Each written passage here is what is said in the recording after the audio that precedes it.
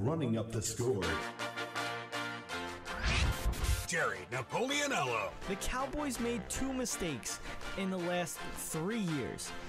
One was letting Dak take over for Romo and not having Romo come back in. And two was releasing Dez Bryant. Superstition, screw that. Let's pick this bad boy up and walk it around the ice. Kevin Donlin. The NFL, like every league, is a business. And in a business, you have a job. And let me tell you something. You always have a boss. No matter who you are, you have a boss when you're in the organization. The New York Jets, you know what they need to do with their second round pick? They need to just start taking it and lighting it up on fire.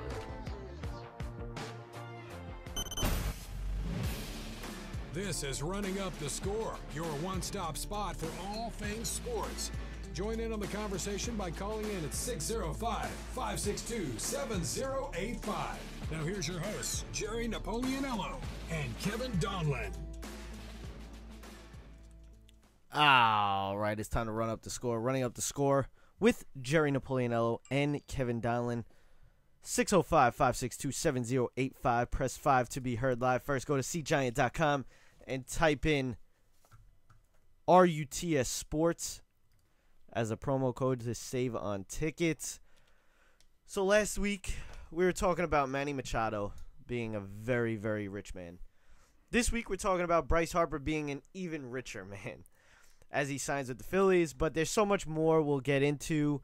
How Tavares making his, much-awaited Long Island return.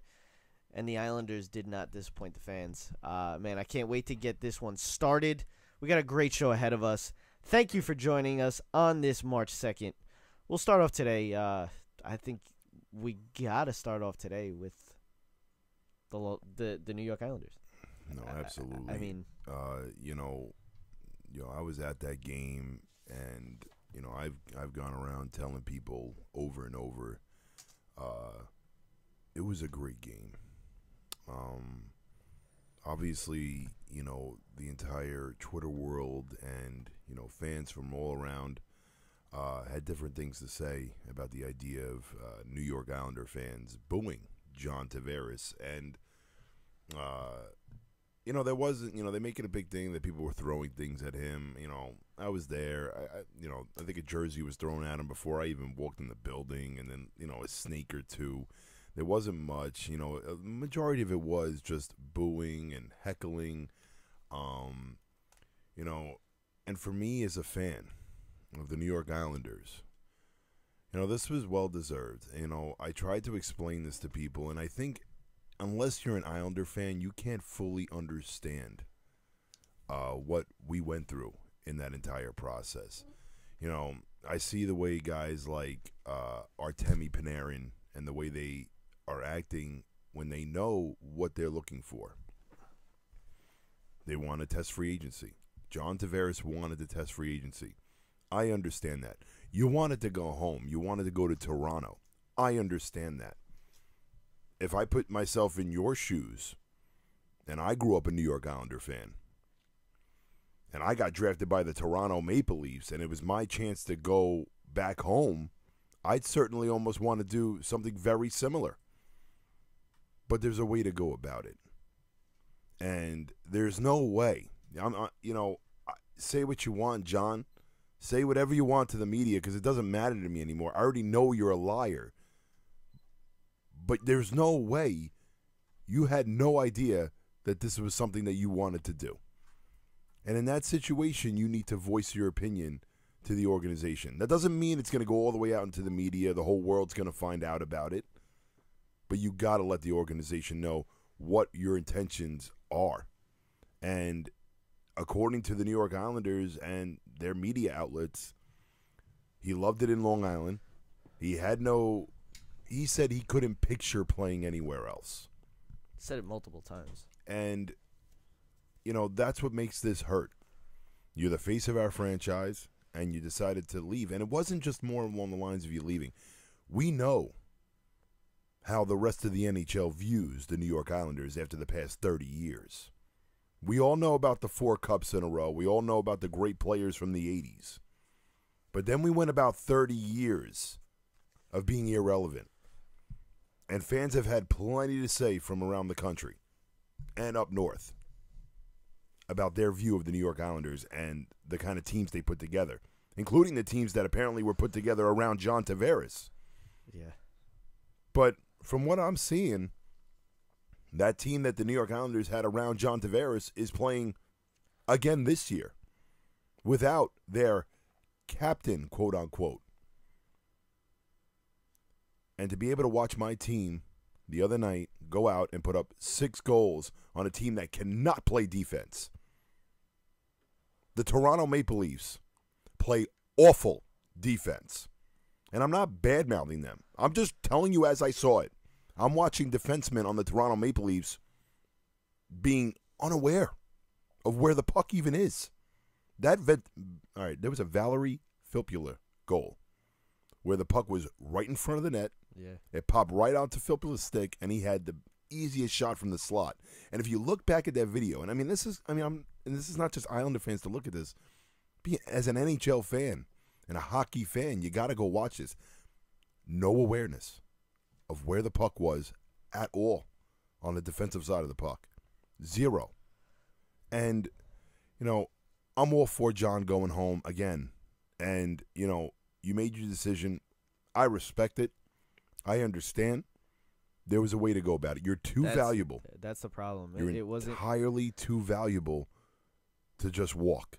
This if you want to go to Toronto, we could easily traded you to Toronto. Everybody wins. You get an extra year in your contract. You make an extra $11 million. We get the assets that we need in return in a trade from you. It made no sense as to why this was the approach you decided to go about it. That was the problem. It wasn't that he left. Like this whole thing that happened at the Coliseum 2 nights ago, like, it's not because he left the Islanders. It was the way he left the Islanders. That is the whole. That's the purpose of why there's jerseys getting run over in the parking lot. There's jerseys getting burned in the parking lot. There's jerseys thrown at him. I'm not saying that every fan should throw a jersey at him. I didn't think that was right. But you know what? You can't say that one guy throwing a jersey at John Tavares is the whole fan base of the Islanders. I thought the Islanders, I thought the fans, I wasn't able to go, obviously, but you could hear every chant on TV. Like, that's how loud it was. It really felt like, and I was there a couple of years ago when they made it back to the playoffs, and they were in the Coliseum, and just the way that arena just, it shakes. It doesn't. It's like nothing there's else. nothing like it. There is nothing like it. It is so loud. It is ridiculous. That, like, we said it a couple weeks ago, when we were talking about the Islanders being able to play the first round of the playoffs in the Coliseum and how big of a thing that is. People that haven't been to the Coliseum, you don't realize it. You don't understand it. That place gets so loud, and it's such a compact arena that the fans are basically on the ice. Like, that's how close you are. You can have an upper deck seat and still feel like you're in the 100 section. And in the Coliseum it doesn't go by that, but whatever. Just overall, that arena is basically, you want to say, a seventh man on the ice. You could say that. There was no secret that it was giving the Islanders fuel. Oh, and yeah, 100%. Giving them just that spark that they needed to put up 6 goals, especially after giving up the first goal in the game and it being 1-0. And between you and me, folks, I had a great view of John Tavares. After that first goal, he was thrilled, and he really wanted to win that one.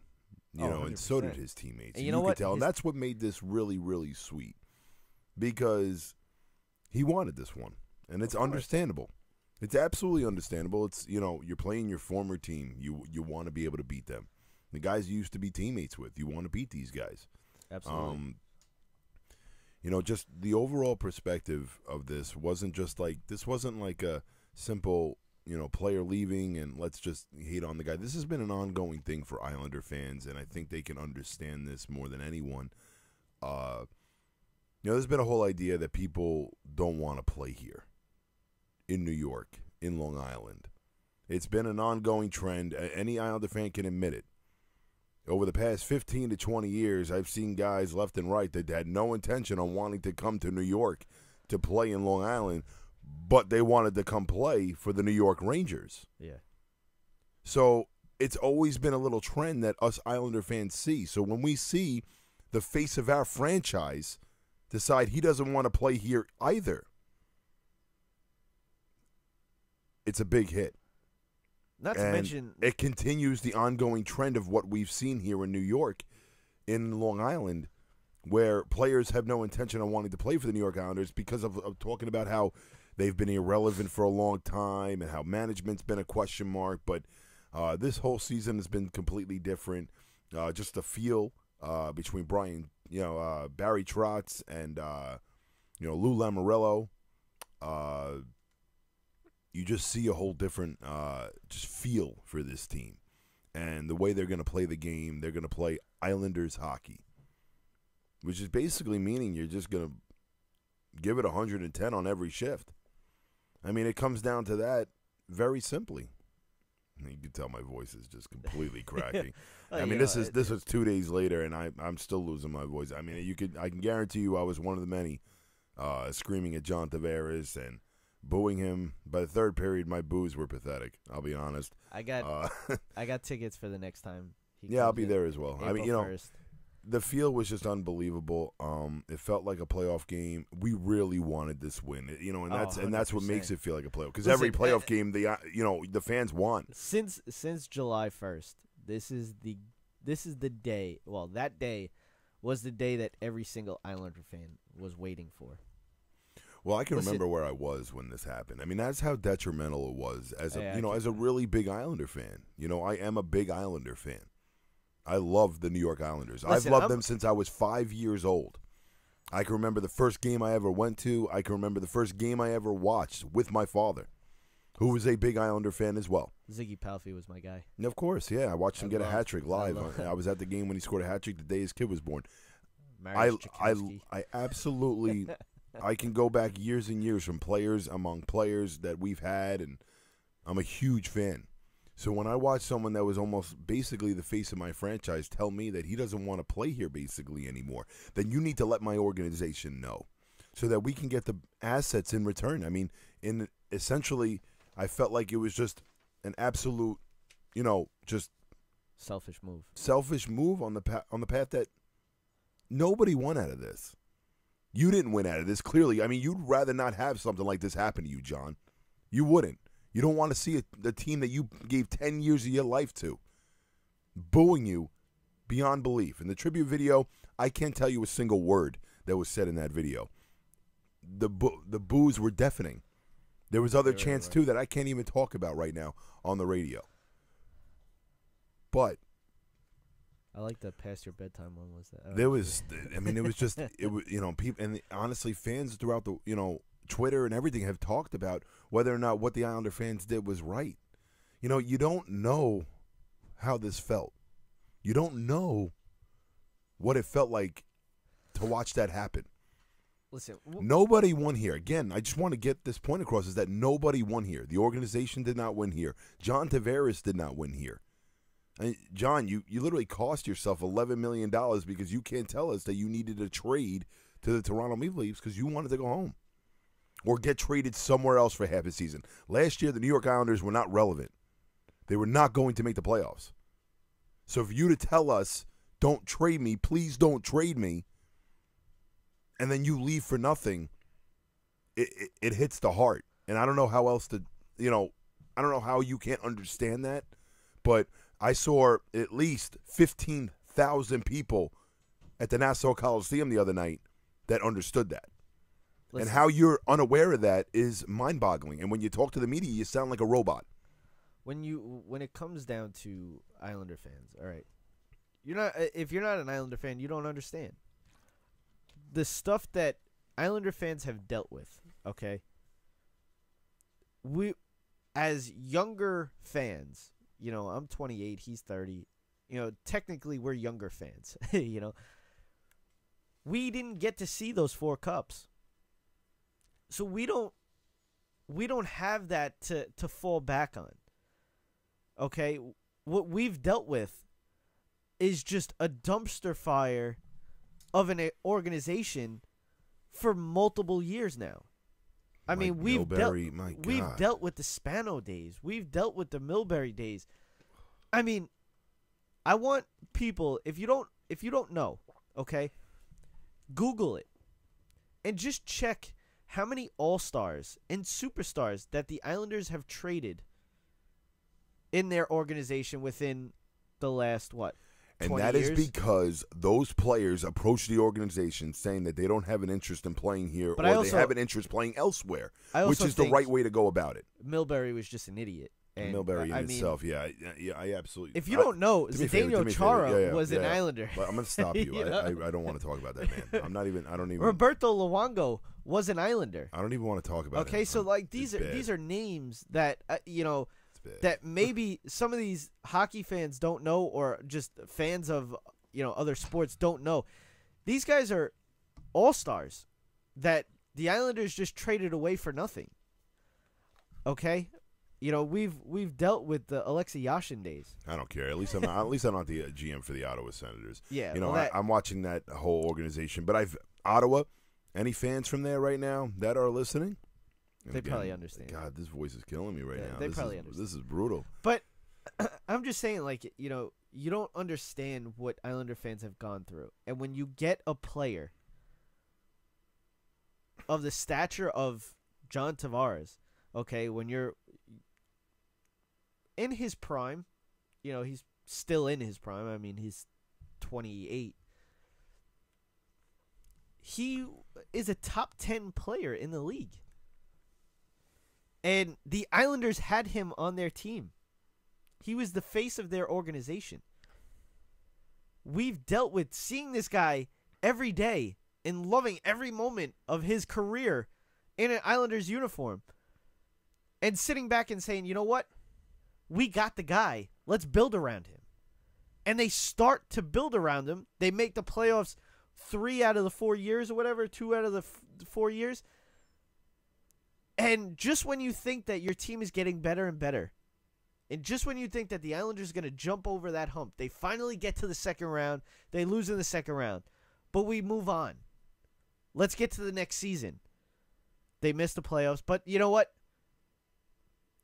They get better and better. And you're like, oh, you know what? Tavares is just going to carry us. And then he leaves. It's literally your heart getting ripped out as a fan. It's literally Tom Brady leaving the Patriots just because he just wanted to leave. Yeah, I mean, I'm not comparing them. I'm kind of like the best player on that team leaving that team for nothing. Okay? And I know other teams and other sports, it happens. But you know what? With the Islanders, they don't have that type of, I guess, organization to just pay anybody. It just doesn't happen like that. So losing your best player, it sucks. And you know what?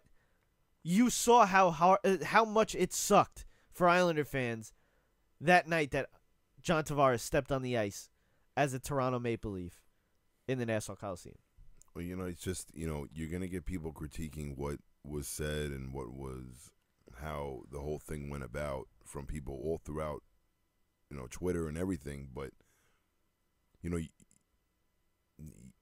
there's no way to describe what happened to the average fan. And you can call it Islander fans being salty. And, that's a word I've heard around a lot, coming from all over. But,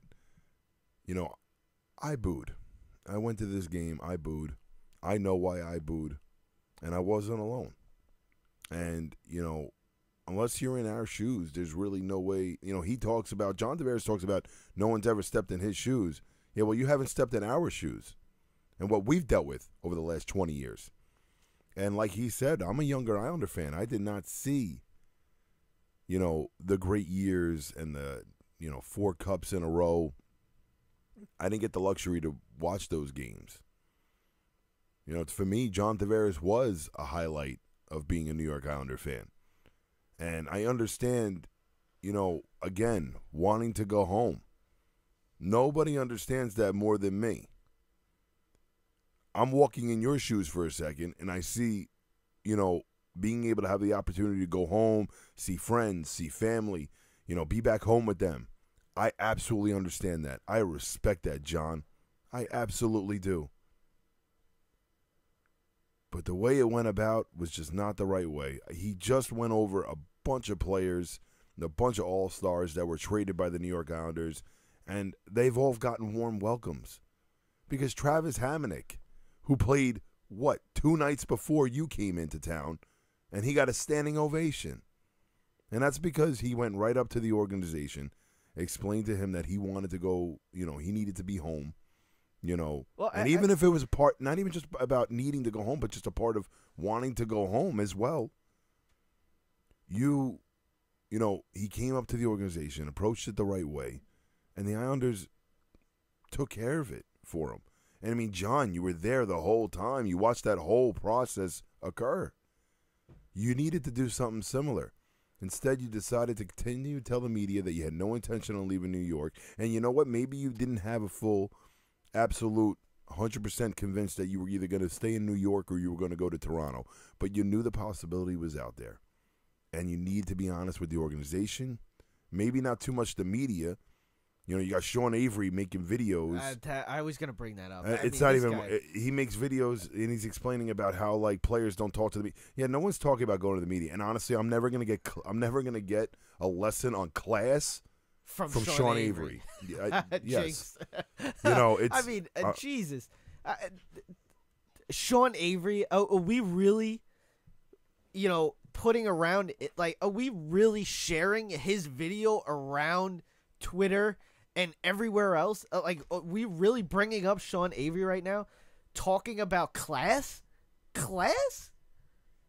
Sean Avery talking about class. Us going like this and reacting like this is just exactly why. It's why he did. I know. So you're really just feeding into it. I mean, I'm just mentioning the fact that the basis is that, he was talking in his video about how, players don't go up to the media and tell them what they're going to do and their intentions. And no one is telling, no one is saying that he should. Don't go to the media.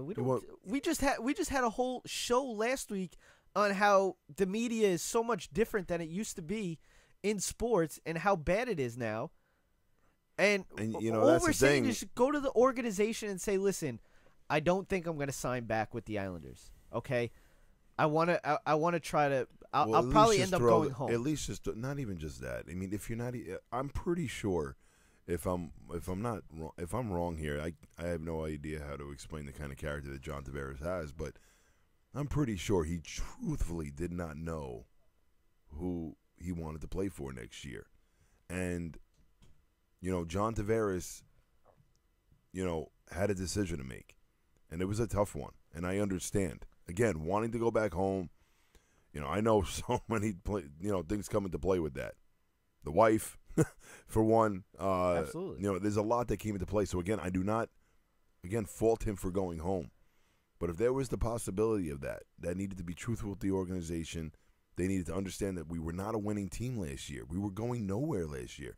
Playoffs did not seem likely for the New York Islanders. I mean, what, you didn't want to go play even for the San Jose Sharks or somebody that was in playoff contention? Because you knew you weren't going to, there was a possibility you wanted to test free agency, which is what you did. And you spoke to not just Toronto, not just the New York Islanders. No. There were other teams involved as well. Yeah. So, obviously, you and your agent had the mindset that you wanted to test free agency, which, hey, you've earned that right. Listen, the Islanders offered him more money than Toronto Maple Leafs. So it's Yeah. not like it has nothing to do with money. I know it. But I'm saying it's just basically along the lines. You knew what your intentions were to go back to free agency. You got to let the organization know and give them an idea, and they have an understanding, and then they're able to make a trade if they need to. Get the assets in return. I Or mean, even don't- just a sign and trade. I mean, something, John. You literally lost out on $11 million because you couldn't get an 8th year on a contract because you decided to stay with the New York Islanders, and instead you took 7 years at 77 from the Don't- Toronto Maple. So you literally cost yourself money. You cost us assets. So, again, I don't understand the winner here. I'm still confused by this. It's a big reason why there is so much hatred for you right now coming from Islander fans. Listen, And if you can't see this, then again, it just strongly describes your character. But again, I've known this man 9 years in my uniform. Yeah. He's worn the New York Islander uniform for a very long time. Great sport, hard worker, never got into trouble, just like Sean Avery said. This guy is a great man. he's a role model. He's all of that, but he would have been immortalized by the Islander fan base if he went about it differently. I mean, like you were saying before, every player that's left has had a warm, applause, everything, ovation by the fans. It's just the people that are ripping Islander fans, you don't understand. 'Cause it's just the way he did it. That's all. That's what we're trying to get across to you right now. It's just the way he left the Islanders. That's that's period. That's it. Like you said, Travis Hamonic came in 2 nights before. He had a warm ovation from the crowd. Matt Martin when he was with Toronto, Islander fans love their players. They love their players. But when you spurn them and you burn every inch of a bridge that you had, He just did wrong by the organization. That's and that's it. what we love. That's We it. love the organization. We love the players that play for the organization, too. We love the coaches. We love even the training staff, that has kept this team healthy all season long. So, everything about this organization we love. you know what? And when you sit there and you leave us and you don't get us anything in return, when you know the kind of caliber player that you are and the return you can get after watching the return I'm watching on guys like Matt Duchene, Yeah. Stone, these guys, the returns that these teams got for these guys, I can only imagine the kind of return the Islanders would have got, even if the organization that they were trading with knew John Tavares wanted to leave. I mean, even John Tavares could have went out to the media and said, I want to go play for Toronto next year. I'm a rental player for anyone at the trade deadline. The Islanders still could have got an amazing haul for that because of Absolutely. how talented he was. Absolutely. The San Jose Sharks and any fan from there right now will tell you right away, last year at the trade deadline, they would have taken him in a heartbeat. And they definitely could have used him. Yep. And last season could have been a lot different for them if they would have gotten somebody like that, even if it was just a rental situation. Yep. Toronto, the same business. So, again, I didn't see a winner here. 2 nights ago, going to that game and watching you boo, again, nobody won here. And if you got people out there that feel bad for John Tavares, there really is no reason for it. There's none. There's no reason to feel bad for this man. There's a way to go about it. I mean, you're just at a loss of words. You're just at a No, loss I of know. words. I've been at a You loss know- of words since July 1st. It made no sense. And It's again, funny we're because- going to go past this whole John Tavares thing. We're going to go past this whole situation with him. This bad blood isn't going to end for a long time. He should understand that. And in time, we will respect the years you played for us. Without a doubt, we will respect it. But that'll be a couple years later That'll when we probably be know after you retire. and hope that you have never won a cup. Yeah. Because clearly when I see somebody do something what he did, you didn't want to get any assets traded from the Toronto Maple Leafs because you wanted them there for when you're there for a 7-year deal. Yep. And you're looking for a cup. That's exactly what it is. That's what I see. I can't It's exactly understand what it is. anything else with that whole situation and what went down with that whole. That's the selfishness in this whole thing is that you knew that you were going to go to Toronto, so you didn't want the Islanders to trade you to Toronto because then they're obviously going to have to lose. One of those guys were going to have to be in that trade. it was either going to be Nylander, Marner, which I don't think they would trade Marner up, but it was going to be one of them. Austin Matthews, obviously untouchable, but one of them was going to be in that trade, and probably a first-round pick. But don't get me wrong. Probably, definitely a first-round pick. I mean, It look was what Garth these Snow. other guys got. It was Garth Snow, though. So who knows what was going to get, what the return would have been. But that's not here nor there. Before we you know go what? off on this subject, I have to explain that, to any real Islander fan that understands the situation here and what happened, I don't just blame John Tavares for the whole situation happening. No. The Islanders are to blame just as much. And I could see it from the interviews of other players that we have on our team this year in their interviews. And you know what they say whenever they talk about what has changed with the New York Islanders? Why are you starting to win, and why are you in first place now? You just lost your best player. I have no voice. This is so bad. I'm sorry, folks. Don't boo somebody at a game for an entire night and scream obnoxiously. That's exactly what I went through. But Two nights before you're supposed to do a show. Exactly. Yeah, basically. But everyone knows, and if you're a true Islander fan, you can absolutely understand this, in that it's, it wasn't just a one-sided blame here. John Tavares was a big blame as to why he wasn't straight up with the organization, but this organization was, basically just laying out the red carpet for John Tavares. And, when you look at other players' interviews that are on the Islanders this year explaining why they're so good now, they say nobody gets any special treatment. I've heard that a lot in interviews. Yeah, that's been an ongoing trend that I've heard. Yeah. Is nobody gets any kind of special treatment, on the basis that, basically implying that, I guess John Tavares was getting special treatment when he was in a New York Islander uniform. So I blame the organization at the same time for things like that occurring. And now you're talking about, your chemistry and all that kind of result. Like, basically, this guy is at one level and the rest of the team was at another level. Yeah. And you can't have that mindset. This is again, we talk about, this is a team sport. You're not going to win this game with one player. There's one word, and we said it last week. There's one word when it comes to the Islanders that has changed everything. And it's structure. The Islanders have structure now. From the top down to the bottom.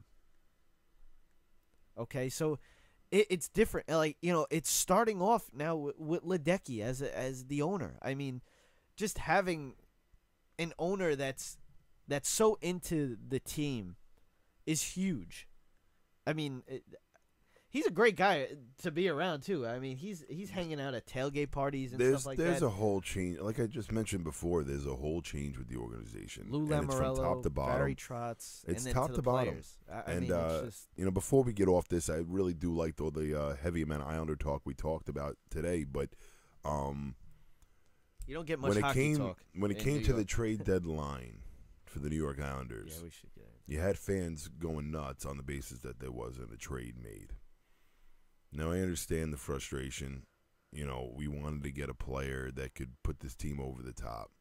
But when you score 6 goals on the Toronto Maple Leafs and you're continuing to not give up an extensive amount of goals, and I mean, I watched the game last night against the Washington Capitals too.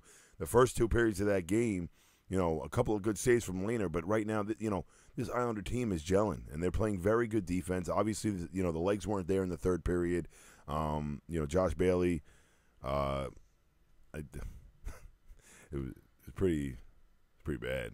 No, that empty net goal. But again, it's a big goal. But it's not a big. I can't put it all on Bailey there.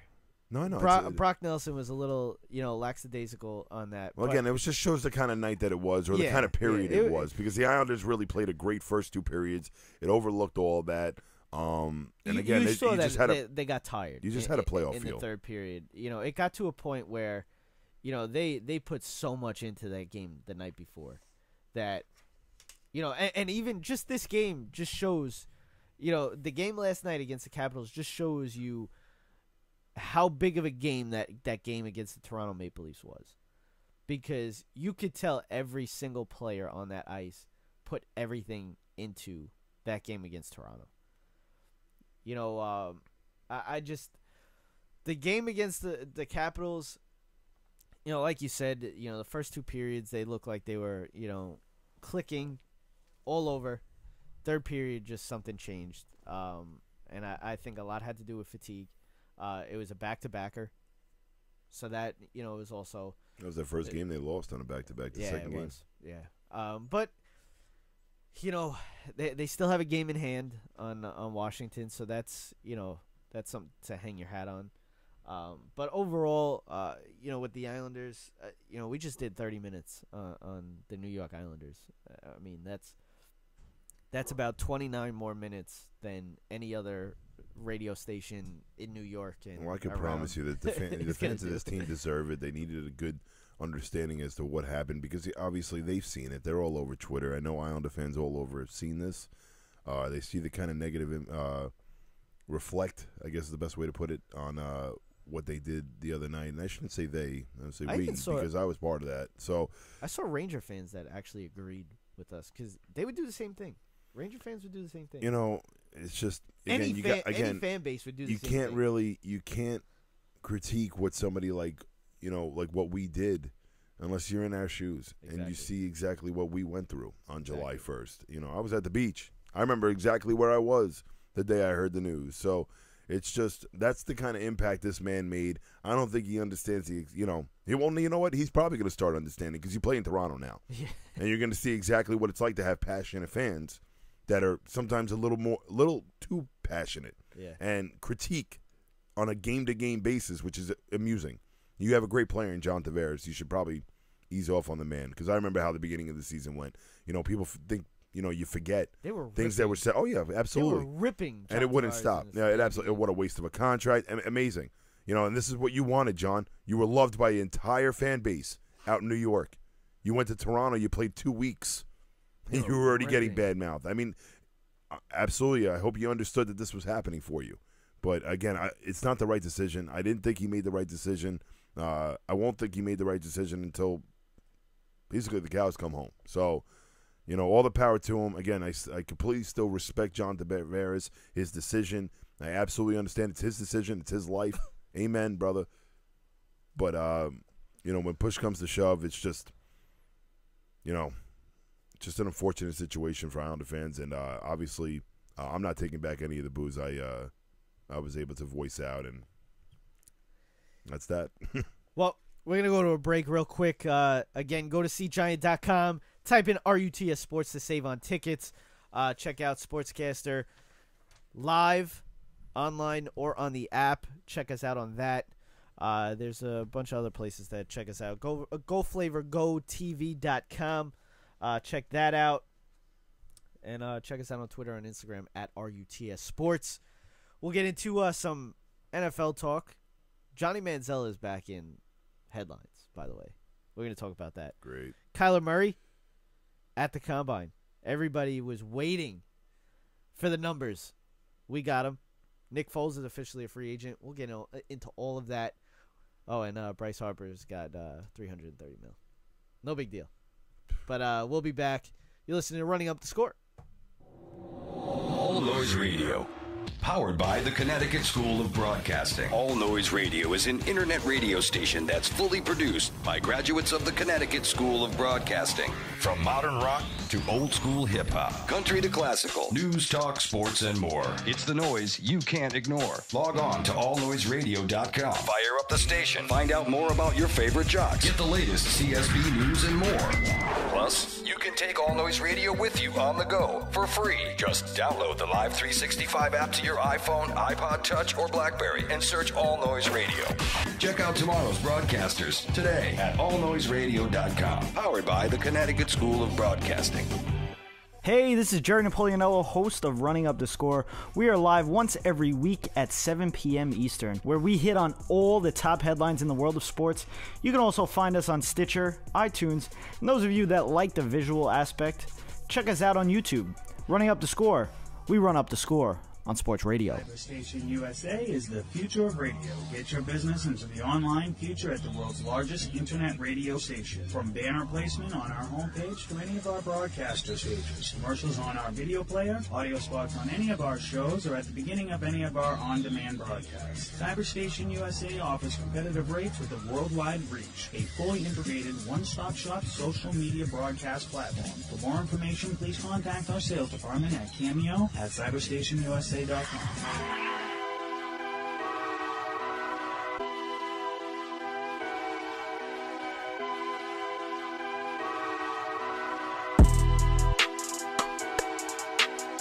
This is Running Up the Score, your one-stop spot for all things sports. Join in on the conversation by calling in at 605-562-7085. Now here's your hosts, Jerry Napolianello and Kevin Donlin. All right, we're back. Running Up the Score. 605-562-7085. Press 5 to be heard live. We'll get back into it. Again, go to cgiant.com. Type in RUTS Sports to save on tickets. We'll start off this second segment with Bryce Harper. Okay, Bryce Harper signs a 13-year deal with the Philadelphia Phillies worth $330 million. The biggest portion of this contract right here, I'll tell you right now, is that there's no opt-out. Okay? So, right now, I'm telling you, he cannot be traded. He cannot be traded because there is absolutely no opt-out. Who is going to trade for this contract if there's no opt-out? I mean, I don't understand. He's going to be with the Philadelphia Phillies for 13 years. He's going to be there until he's 39. And I understand there was a good point that was made on the radio that they feel like maybe the DH will end up making its way into the National League so that he'll end up a DH. Now, my co-host is laughing. Yeah, I'm laughing. It's funny, the kind of money that they make in baseball. It really is. It's amusing, to say the least. But hey, all the power to you. I mean, I read something in the other night, actually, that as soon as he was signed, the Philadelphia Phillies sold over 100,000 tickets. Yeah, within a day. Well, you better sell over 100,000 tickets because you're paying someone $330 million. Yeah. That is a lot of money. 100,000 tickets, pretty good. That's really good, but you need to sell 330 million tickets over the course of 13 years. No, I absolutely. I'm just kidding around. I don't see it as a bad signing. Anyone that got Bryce Harper. Bryce Harper's a great player. He's very, very talented. Aside from last year, but I blame myself. I'm pretty sure I'm the reason for that with fantasy baseball. So. But the issue here is, like I mentioned before, Philly's going to be in the playoffs, right? They're gonna make the playoffs. They're going to have a 4-3 lead in the bottom of the ninth inning. And then they're going to have a closer out there with a name I can't even pronounce right now because I guarantee you it won't be the closer they have right now on the roster. Yeah. And that person will be making, if anything, $2 million, $1 million, whatever it is. And you're going to have $330 million sitting out in left field on the basis of praying to God this guy doesn't make an error because we're all human here, folks. And I know some of these baseball players make you start to think that they're not human, but they are. And they make mistakes. We've all made mistakes in our life. And including the Philadelphia Phillies. No. Well, they had a very, very impressive offseason. Very impressive. They traded for JT Realmuto. Yep. They traded for Gene Segura. Mm-hmm. They signed Bryce Harper. Mm-hmm. They re-signed their own guy, give him an extension. That's going to be Aaron some Nola. lineup. That's going to be some lineup. I'm telling you, they really have a great lineup. On top of a pretty decent year and a surprising year from the Philadelphia Phillies last year. I still don't understand. Nobody's gonna beat them in that division, though. Atlanta will be there, but they're not gonna beat Philly. You know, baseball thinking is very widespread. They're gonna get Mike Trout too. Who, Philly? Yeah. I don't know how much they're going to be charging for hot dogs there, but I don't think I'll be going. What is it, PNC Park over there? Is that the name of it? that's Pittsburgh. Oh, no. What It's, is Philly? Where does Philly play? Not the biggest baseball fan, folks. And the big reason is why is because I don't like to go to a game and spend $15 on a beer watching Giancarlo Stanton strike out. Because I could strike out for whatever millions of dollars that he makes. I mean, it's... He also hit, 40-something home runs. Oh, wow, that's incredible. 40. He's the only one that can do that, right? Listen. For that money? Again, I'll never... But the problem is when you make money like this, folks, is that you got people like me, and I'm not alone. I'm not alone at all. I know I'm not alone. Yeah, but we're going to critique everything someone does when they make money like that. It started with Alex Rodriguez. It will not stop. There's no way to stop it. Listen. We just have to accept that these players make this kind of money. That's it. It just comes down to that because it's just going to get more and more now. That's what happens. But you can't tell me it's not even about accepting it or not. I don't care if they made that kind of money. It's not my life. It's again, it doesn't affect me at all. Yeah. If they make this money or not. The point is that they're always going to get critiqued on their play based on how much money they make. That's always going to be around. Like that. That's always going to be around. It's always going to be like that. I mean, even Kirk Cousins. You can go to any sport. Like if you're making a good amount of money. Kirk Cousins is a perfect example. I mean, I'm just saying. I don't really want to go off the sport and what we're talking about right now. But the point is that when you make a lot of money, your play is going to get critiqued every single time. Absolutely. There's never going to be a time where your play doesn't get critiqued on the basis of how much money you make. Absolutely. It's always been like that. And again, I don't care if they make that money. Amen, bro. Yo, Scott Boras, you are a genius. This is why I laugh. I laugh because it's genius. It's amazing what he's able to pull off. Bryce Harper's probably sitting there with his feet up right now, and he just can't wait to show up. It's going to be hysterical to watch. And just think of how much money Scott Boras is getting off of this contract. It's unreal. Unreal. You get 10% of this. I mean, you're good. You're good. He's got people to pay too. I mean, he's not doing this by himself. Listen. This is just one guy. This is just one of his guys. He's got a list of guys. Even the guys that don't make enough money. I was going to say, he's got a list of guys working for him, too. I mean, this isn't a one-man job. But I absolutely understand what you're saying. He's getting the majority of it. When it comes to Bryce Harper, my best advice to you is to just go out there and continue to play your game. The problem is that at some point, you might be batting .230 in 1 month, and the fans are going to let you hear it. And you're going to, it's not going to be pleasant. I mean, I know how Philly fans are. I mean, we all know how Philly fans are. They're not pleasant. But if you're not performing, are bad. What happened? But Islander fans are bad. I know. Again, fan bases are going to have ways for people to critique left and right. Like we're New York fans. Yeah. I mean, I don't even want to go back to this much, but I just briefly heard someone say, "Well, it's New York. What did you expect?" And it's understandable. What is that supposed to mean? Well, it's the same thing as saying it's Philly. Yeah. What did you expect? Yeah. It's Boston. What did you expect? People want to win, and people want to have great seasons, and they want to. But when you also see a team like when you're a fan of a team that's usually winning, and I'm not saying the Islanders are usually winning, but I'm just saying Philly. As the Phillies. Yeah, I mean the Phillies had their time of especially even when they lost to the Yankees. No big deal though. But. I'm saying, you're looking at like a team like, the Eagles who just won the Super Bowl 2 years ago. It wasn't a big deal, but it was a big difference in salary for that World Series with Philly and yeah, but I mean, look at the Phillies then though. The Phillies, they had Roy Halladay, they had Cliff Lee, they had Ryan Howard. they didn't have a very, small. You named 3 players. Well, you have to give me time to, think of it. I'm 4. just I'll trying. give you Chase Utley too.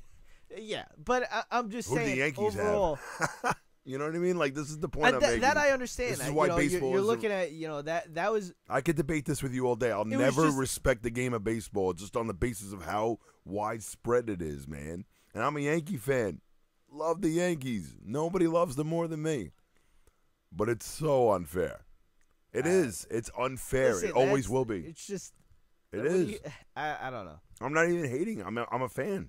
No, I'm not even hating on the Yankees. I just don't. think it's hysterical that, and I'll be the one to tell you, and this is something that you won't hear on people say on their shows, and, people always badmouth the Yankees, and they do this, and nothing you can do about it. You can hate on it all you want. They still do it. Yeah, of course.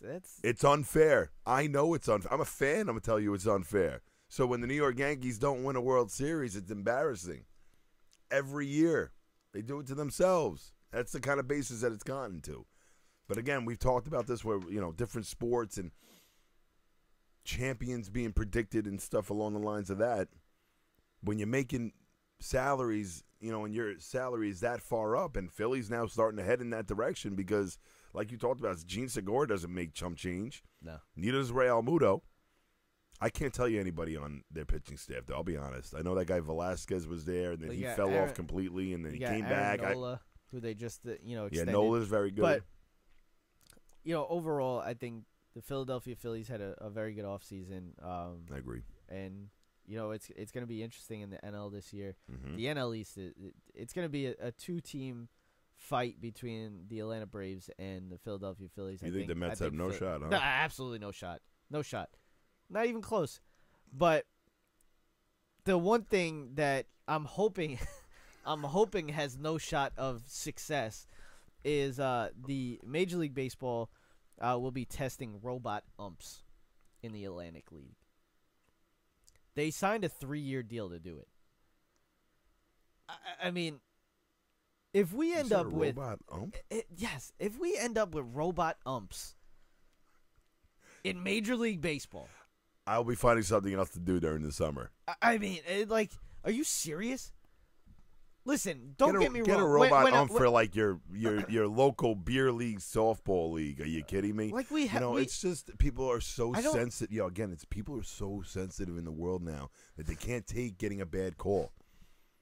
And it's not even like bad calls now because we have video replays in baseball. But now it's because of a ball or a strike? Really? That's what come on. That's what makes baseball baseball. You have that human factor of an ump. We took half of that away by giving them replays, okay? So that's now we'll get all the wrong calls right now. But balls and strikes, come on. That's the main part of baseball. The human factor of the ump having a strike zone. Well, this ump has a smaller strike zone. This one has a bigger strike zone. That's what makes baseball baseball. I've played baseball my whole life. Okay? So is he. It's going to suck. Yeah, you get an outside call for a strike that you probably can't reach. See, what makes great players in the game of baseball is this. They don't let the ump. I'll explain. I got a good thing for you right here. Here we go. I'll let you what go. Makes a player a good player in baseball is on the basis of situations like what he just talked about. I just got an outside pitch called strike 3. I already struck out once. But baseball, as we all know, is a 30% game. You could be successful 30% of the time, and you're a good player in this league. Hall of Famer. So when you're first at bat, you got called out on strike 3 on a pitch that you felt was outside, you have to make an adjustment. And the great players do this. And it's what makes them great. And even the good players do it too, to make them good. And the bad players do it to make them not so bad. So I mean, we've dealt with it. Playing You adjust. baseball. You know what to have expect. You adjust. know what the kind of umpire you're going to have is. The You get umpire. that- What's up? Go. The umpire that you have, has an outside strike zone. Now you know this. Exactly. Your that's next exactly what I was approach gonna say. on your next at bat, and even it goes way back to going back into the dugout and immediately putting your helmet down, putting your bat back away and everything, and going right up to your starting pitcher and going, abuse the outside because he loves it. Again, but this is all part. Exactly. This No, is all I part mean- of the game that gets lost when you bring a robot into a balls and strikes thing. Part of the game is an umpire. Some umpires have an outside strike zone. Some of them have a high strike zone, a low strike zone, an inside strike zone. You just adjust. You got to hope they're consistent, and you adjust. Exactly. And you talk to your pitcher. You talk to, other hitters coming up after you or hitters coming up before you and what pitchers are trying to do. Baseball is a very diverse sport. Like, there's just so much that comes into play with it. There's so many different factors. So, You know what else in baseball makes baseball that they want to change and punish, actually? Stealing signs. I mean, that's part of baseball. If you don't want your signs stolen, how I about really- change it up? I really don't know how they do it in the major leagues, but for us, we had games against every different team, back in high school. Yeah. I remember, I didn't play college baseball, but I played high school, and the way we approached it there was the signs were different every game. Yeah. We changed it up. This was something we talked about in a meeting before the game. Listen, we're going to go with this and this and this, and this is what it's going to be our indicator. This is going to be the sign, and, we'll go from there. And it would change every game. So I don't know if in the major leagues now they don't make these changes, but, I mean, that's just a laziness on someone that's making a lot of money as a coach or of any sort. Like, have some creativity. If you want to think teams are stealing signs, why don't you put a sign out there that you think the team's going to steal and it's nothing? Like, adjust. It's all part of the game, like you said. I remember, I've stolen signs. I mean, it's easy. You're in the, you can even send signs to, the batter. What we've done before. We're sitting in the dugout. You could see the fingers of the catcher giving the sign for what pitch is coming. Then you kind of make up something. Whether, if you want to do, like, for a fastball, you say the guy's last name, or not for a even just like- curveball, you say the guy's number. Whatever, Switch up the however it is. Switch up the numbers. That, There's yeah, really that's again, totally laziness, that's man. totally up to the pitcher and the catcher. You want to do that, but to complain that this is not baseball and this is no, that is baseball. That's what's been done for years. So why are we so fixated on changing baseball that every year we have to change a rule? Now they're getting rid of the pitch clock. I'm telling you, They're it's because getting of the excitement, man. But that's if you're a baseball fan, you're a baseball fan. Okay? Baseball is a regional sport. That's what it is. That's all it is. It's a regional sport. It's not a national sport. Okay? I'm not going to sit here and watch. I'm not going to watch the I'm going to Colorado debate with you right Rockies. here. I'm going to debate with you over here right now because it's not hard for someone like you who's a Yankee fan to say something like that. No, When listen, you're I a fan understand. of somebody that's in the Milwaukee Brewers who have had one good team in the last 15 years. Yeah, it's but hard to sit there and say this game is exciting when the New York Yankees come into town. They tramp you the whole time. Do you know why they're tramping you? Because they literally have but $100, $200 million more in salary than you. It's different different nowadays, though. It's different nowadays because now every single team has a chance to sign their top player, and it's been happening. Do you really think Mike Trout would still be on the Angels in the 90s or the early 2000s? Well, you think they were creating super teams? Because there wasn't super teams in the 90s. What I'm saying is, This isn't basketball either. it came down to top players automatically leaving their team if it wasn't a top team. Nowadays, you're seeing these top players signing with the team that drafted them. Mike Trout signing with the Angels. Bryce Harper signing with the Nationals at first. Then he moved on. But then the Nationals had plenty of time. I see no, because you know what? It's just like in hockey with John Tavares, the same thing as it is with baseball. These players don't owe anything to an organization, but you owe it to the fans of your organization. Yeah. The point is that Bryce Harper didn't have to stay with the Nationals. He don't care. I don't care about the organization. The organization loved me so much they would take more care of me and pay me that, insane amount of money years ago. Not even that. They offered him that money. They offered him that. He turned it down. But what I'm saying is they had plenty of time to put a team around him. And they had a few teams that were decent. I still think they had their best shot was when Strasburg got hurt and they put him on a pitch on an innings count and they said that he's not going to pitch in the playoffs. That was the year, and I mean you can go back to the shows, go on YouTube and go back to the shows when that happened. And I said the same thing. This will hurt the Nationals. This was the year that they had a chance. You can't take these kind of years for granted. If your team, and this is why I was upset with the Islanders not making a deal at the trade deadline, was because you can't say, oh, you know what, we'll be all right next year. We'll be all right next year. We'll make a move next year. Or, this.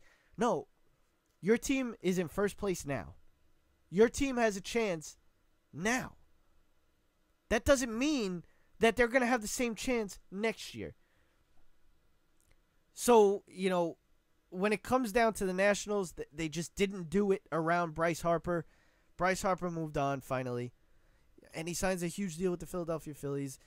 MLB testing, umps, robot umps is just, out of this mind. But I felt like it's just hard. They're trying to make the game more consistent, and they're trying to make any way possible to make the game more exciting. But again, like I said, it's not hard for people like you and me to find the game exciting when we have a team that wins all the time. I understand. When you got a low salary team that just every year. But you got to look it through the eyes of a Met fan, and you can understand where's the excitement there. But you know what? Explain to me if you were a Met fan, real quick. I need you to answer this real quick. If you're a Met fan, why is the game exciting? Why is the game of baseball an exciting sport for a New York Met fan? Well, first off, they went to the World Series in the last 6 years. They went to one World Series. It didn't happen for them. When was the last time they went to one before that? We're talking you're 28 years old, bro. Yeah, I know. 2000 was the last time that they went to the World Series, and then before that was 86. It's a long time. That I understand. I mean, we're Islander fans. So you understand? We haven't dealt with hockey's that. just an exciting sport. It's yes. like a different. This is what I mean. It's a different aspect. What I'm saying when it comes down to Met fans, that's just your organization. That's your organization, because they have the money. They have it. They just use an excuse not to spend that money. Okay? The Yankees will spend that money. They care about their fans. No, they don't, because my $15 beer isn't the reason why they care about me. But that's in turn caring for your fans, because you got to put a product on the field that brings you to the field. But before we get out of here, this is what I wanted to talk about. We were talking about, John Tavares getting the snakes thrown at him. Everybody was saying that, the jersey thrown at him, this and that. It kind of tunes into what happened in the Thunder Nuggets game a couple of days ago. Russell Westbrook was fouled. He was kind of standing in the out of bounds line, whatever. And, a kid on the side that was first row seat got up and just kind of tapped him on the arm. Russell Westbrook, if it was an adult, probably would have knocked him out. Just the way that he turned around. But after the game, they asked him about it. He, I have the clip. I'll play the clip. I guess they must have won by 30 or something. Why else would you ask about that? Well, but it was big. So this is what Russell Westbrook said about this incident. He hit me, so I told his dad, just be careful, man. You can't have your son just hitting random people. I don't know him, he don't know me, so just let him know, what I'm saying, just gotta control your kids. It's that simple. You're responsible for his kid. watch the game, sit there, have fun, enjoy it. For all the fans, though, it's too much leeway, man, for the fans to be able to touch the players and get away with it, and then we can't react and do the things that we need to do to protect ourselves. So it's important, man, that they understand, kids, whoever it is, dads, moms, that they can say what they want as long as it's, respectful. But the touching to me, is off limits. You don't know it's a kid, right, when it first happens? Nah. Then I turn around and I say it's a kid. But initially, you don't know that. But you can't do that. I can't, what I'm going to do, hop in the stands. So, but it's got to be some type of rule or some type of boundary set that you can't allow that. I think Russell Westbrook right here with this actually teaches like a lesson to people. No, and it's not even just that. It was just about the whole idea that you have no business touching another human being. Like just like on being an actual human being in this world. You know what I mean? Like we're all some are very talented, folks. Some aren't. Russell Westbrook could play really, really good basketball. And I know how to boo really well. Like everyone's got talents out there, but we're all human. That's for the you thing. to put Like, your it hands doesn't- on for you to put your hands on someone else. I know the kid was a child, very young, doesn't know any better, but that's why he went up to his father and said something to him, like, "Hey, he's hitting me." Yeah. What happens when a kid to his school wears my jersey? You gonna push him too? Yeah. So you can't, And again, it goes back to the whole bullying thing. So I think this was really good. And I think it was nice of Russell Westbrook to do something like that and actually mention this in the media. Why the media asked him about it to begin with is beyond belief. And honestly, Russell Westbrook probably said something to this man. The whole world didn't need to hear what he said to him, but obviously, Well, that's the thing. Like, I felt it's good that Westbrook said that because honestly, this kid hits Russell Westbrook. He's going to hit other kids as he gets older because that's just naturally. A kid thinks that it's okay to do something like that and nothing happens to him because of it. They continue to do it. It's just the child way. See, it's always been like that. my thing is, I don't care how much money these people make. I don't care. Like, if you look at every other sport, there's a boundary. There is. Because, in hockey, you have you have the glass. You have the boards and the glass. Football, you basically have, 10 yards before and you a bunch even of guys get at close. 300 pounds that can stop you before you get Not to even that. Like, you have a lot of space. Like, you can't reach your hand out and touch a player. Like, it's not going to happen. Baseball, very rarely are you even that close to the game to, touch a player unless there's a foul ball coming close. So it comes down to, basketball is literally, and I was watching basically reactions to this on all the, sports radio and sports TV type hosts talking about it. And they were just saying, it feels like the basketball fans are getting closer and closer and closer to the players. And there's nothing blocking them. There's no blocking. And I don't care how much you spend on a ticket. That does not give you the right to touch somebody. It doesn't. That's not how it works. Okay? I'm not going to a game because I want to, hit somebody. I don't want to hit a player. If he comes up to me and puts his hand out to give me a high five, I'll give that. But you can't just automatically just touch a guy like Russell Westbrook. It doesn't give you the right. I don't care how much money you make. I don't care how famous you are. Just because they're walking down the street doesn't mean you could just knock them out. That's not how it works. Because you wouldn't do that for anybody else. You wouldn't do it on a regular person. Like Shannon Sharp said, he's like, you're walking down the block with your baby. Someone touches your baby. What's your reaction gonna be? That's just how it works. And I agree with Russ saying that there should be a boundary. If you want to put a wall or something like that, most of these basketball arenas are in hockey arenas. So you have the structure already to have a wall. They just want to add more seats closer to the court, on the court, and for these fans to spend more money on tickets. That's what it comes down to. So as the NBA is trying to do that, and all these teams are trying to do that, you're kind of putting your players at risk for something happening. And the same thing goes for DeMarcus Cousins getting a technical the other day. He got a technical for one of the players on the other team. His shoe fell off, and instead he kind of took the shoe and threw it to the side, kind of went into the stands, and he got a technical for it, which is ridiculous. It got rescinded, but it's ridiculous. That whole thing Rescinded. Yeah. Why? Yeah. Again. The main reason don't ask why me my opinion on this. I don't even want to follow.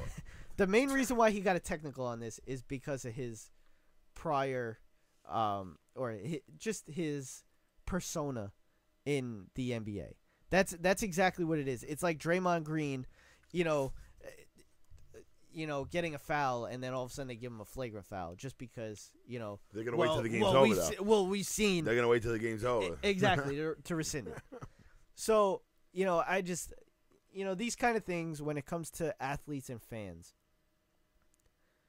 You go to watch the game. You don't go to be a part of the game, basically. So I'm 110% with Russell Westbrook, and I'm a fan. I would love for a player to come up to me, give me a high five and everything like that. Like that's cool. But I'm not gonna go, and cock back and hit hit an athlete just because he's on the other team. That's not. Like I said, if he hits Russell Westbrook, the real Russell Westbrook, he's gonna hit other kids in his school. Again, it's just Russell Westbrook teaching a lesson. Not to mention, he's a father. He's a father himself. Yeah. So it actually just shows the kind of character. It just shows that these players. We talk about how they're basically these great players and role models, but at the same time, they're human beings and they're fathers, they're husbands, they're living the American dream. So, if he had no choice but to teach this guy a lesson on how to be a parent, because you can't even keep control of your children on the first row of a basketball event, professional basketball event, to say the least. Well, we got to get out of here. Before we go, Johnny Manziel banned from the CFL for violating the contract that they signed. Cannot sign with any teams in the CFL. He will be able to sign with the teams in the AAF. That will be interesting to see. It took me forever to get this mic fixed. Yeah, I know. Kyler Murray, 5'10", 207. Nick Foles is officially a free agent. Jason Witten comes out of retirement. What a joke that is. I'm a Cowboys fan, and I just think it's the biggest joke. That guy, they were paying me $3 million. I come out of retirement. That guy's been done for the last 3 years. Like that, he is a no yards after catch type of player. So the worst thing that happens, he gets cut. There's nothing you can do. And the NFL salary cap raises to $188.2 million. So that's big for teams that may need some higher salary cap. But that will do it. Check us out on Sportscaster Live, the app, or the website. We'll be putting up some more, content during the week. Instead of just doing one long show, we'll do one long show and then a few other videos as well. With it. I don't know if it'll happen this week, though. I'll figure it out. Obviously in time. Today or tomorrow or the next days of this week. But definitely for weeks to come, you will see more videos of, usually it's going to be solos. Solo of Kevin, solo of me. We'll just discuss whatever's going on at that day or on that, at that time or whatever. But SeatGiant.com, type in RUTS Sports to save on tickets. Check us out on everything. Twitter, RUTS Sports. Instagram. Just check everything, folks. Just, whatever you got, we'll have something if you want. If you want, just Google RUTS Sports or Running Up the Score, and we'll come up. There's so many websites. I mean, I'll tell you right now, like real quick before we get out of here, XenoLive.com. You can check us out on that. That's where our phone and phone number comes from and all that stuff.